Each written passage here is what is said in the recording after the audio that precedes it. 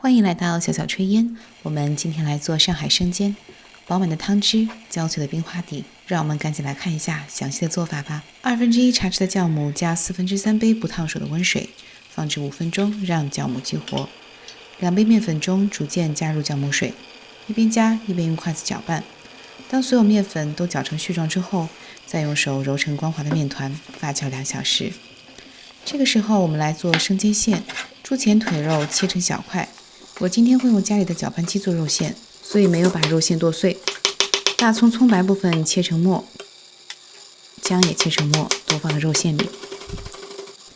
1茶匙盐，1茶匙白胡椒粉，1茶匙花椒粉，1茶匙五香粉，2汤匙香油，1汤匙蚝油，1汤匙酱油，1个蛋清。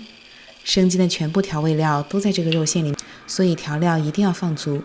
传统的生煎使用猪皮做成肉皮冻来增加汤汁，在这里我们有一种更简单的方法，那就是在肉馅中加鸡汤。在美国超市都可以买到这种鸡汤，有加盐的不加盐的2种，我买的是不加盐的。先在小块肉馅中加1杯鸡汤，这样有助于搅拌的时候更加细腻。用搅拌机将肉馅搅碎，这是搅好的肉馅，下面逐渐往肉馅中加入鸡汤，加一点搅拌一会儿，直到肉馅无法吃水。这些肉馅我一共额外加了2杯鸡汤。现在面团也发好了，我们把面团取出来切成2份，拿其中1份揉成长条，切成8等份的剂子。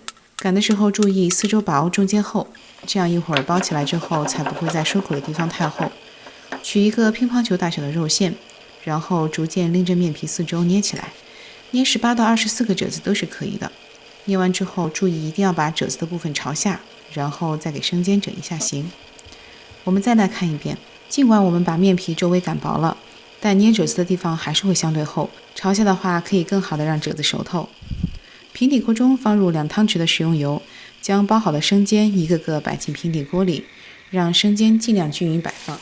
中火煎大约10分钟，初学者可以夹起来一个生煎底部，看看是否煎到金黄。这个时候倒1/4杯的电滚水，关火，盖上盖子再焖3分钟。等水收干之后，撒上黑芝麻和葱花。拿一个生煎出来，用筷子戳开试一下，饱满的汤汁瞬间爆出，是不是迫不及待的想咬一口了呢？如果今天的视频对你有帮助，就帮我点个赞吧。感谢大家收看，我们下期再见。喜欢我的视频就马上订阅吧，打开旁边的小铃铛，才不会错过精彩内容哦。